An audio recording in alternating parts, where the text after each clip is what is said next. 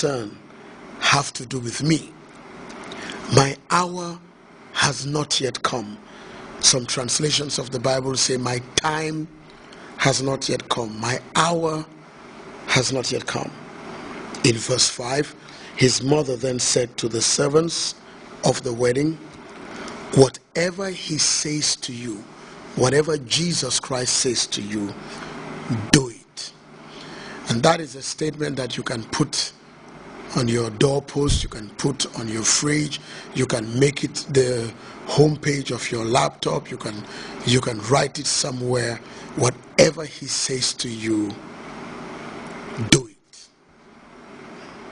In verse 6, now there were 6 water pots that were set there, water pots of stone.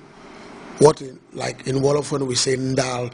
You know, for those of us who grew up, you had this clay earthen pot of water, the jar, and water was kept in it for us to drink. Sometimes you see it in mosques and in a few places, and the water is very cool, you know, because it's kept by that environment. So it's those kinds of pots. There were 6 of them, 6 because of the manner of the purification of Jews.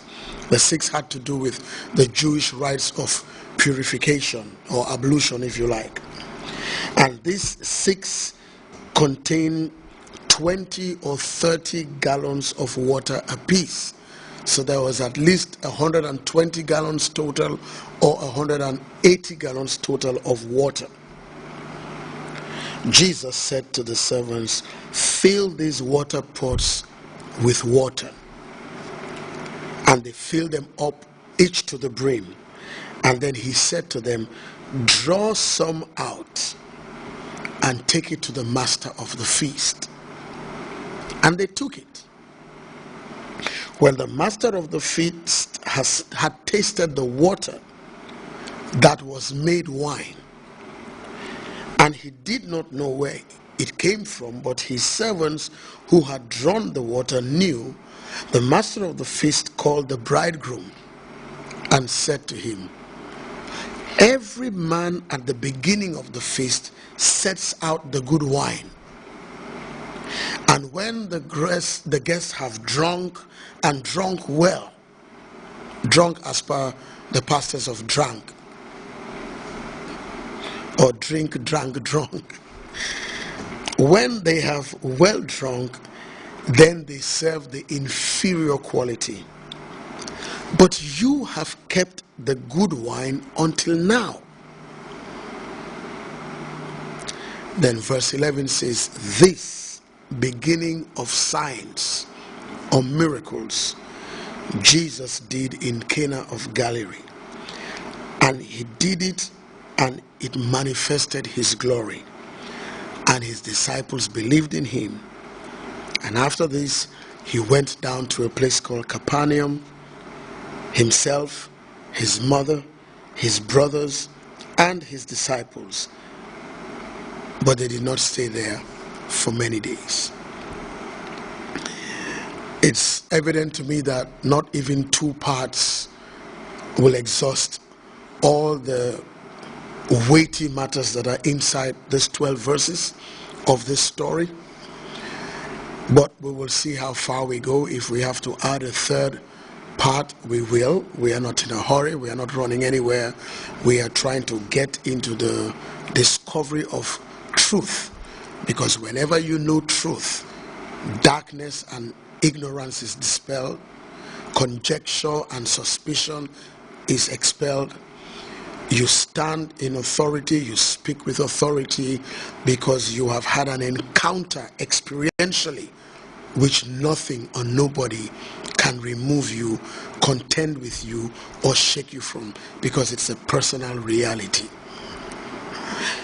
So there was this wedding, we are told, in a little town, Cana, in the Galilee area, and the mother of Jesus was there.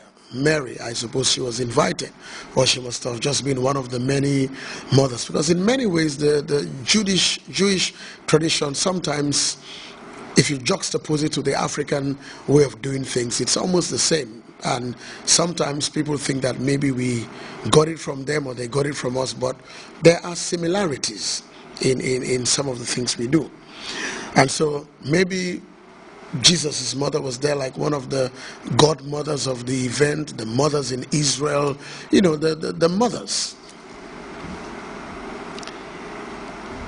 And Jesus and his disciples were also invited to this feast.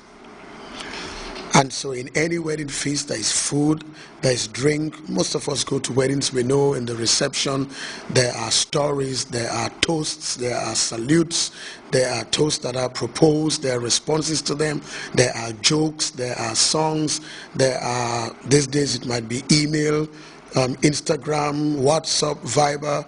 In the olden days, it would be telegrams that are open and read, and letters that are read, and all that. There's food, drinks, the cutting of the cake, in some settings, the feeding of the bride by the bridegroom, and the reciprocity of that from the groom to the bride, and their toast on behalf of the parents, the workplace of the groom and the bride, the guests, the nationality of the guests, if it's in Christian circles, the church or the two churches they came from, if they came from two different churches, and all that. The departments of the church that they came from. Maybe the lady was a member of the ushers and the man came from the men's department of that church, or the choir, or the accounts department. So there's all that excitement. There are bridesmaids, maids of honor, groomsmen, flower girls, ring bearers, mother of the day, father of the day, jams. The jams are there with, money pinned on their breasts, looking for money, spreading cloth, and sometimes there are local drums, and all that, and all that, and all that. And while that's going, it's not a fasting period, it's a feasting period.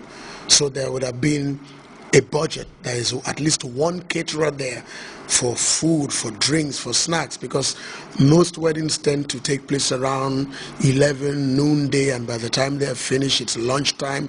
So there is, in our African tradition, there's good food. In every tradition, Mediterranean, Arabic, Western, Asian, there will be food and drinks, depending on who the people are. They could be nice, soft, non-threatening drinks. Depending on who they are, there could be the hard drinks that tend to shake everybody. But it's a feast. There are presents coming, there are speeches, there are photographs to be taken. In some settings, there's a couple's dance, and then the dance of the best man and the bridesmaid, and the parents, and you watch movies and you see that, and you see it every day in our culture. So there was this feast going on, and so obviously food had been catered, drinks had been catered, and I'm not too sure whether it's one of those weddings where more people attended than were catered for, which means there were crashers, there were gate crashers. You know how we have it in our African setting, everybody becomes a part of the family when there is a wedding. Everybody, you never know your uncles and your aunts and your cousins until there is a wedding or a funeral. Everybody shows up that they are family. And sometimes in our Gambian context, it's true, because the families are so interwoven, because ours is a small country. But in larger countries, people just pop in there, walking by the road, and they see food and drinks, they slide in, and they are all family, and they join in, and it's a time for free food and free drinks. So whatever the scenario was, a problem arose.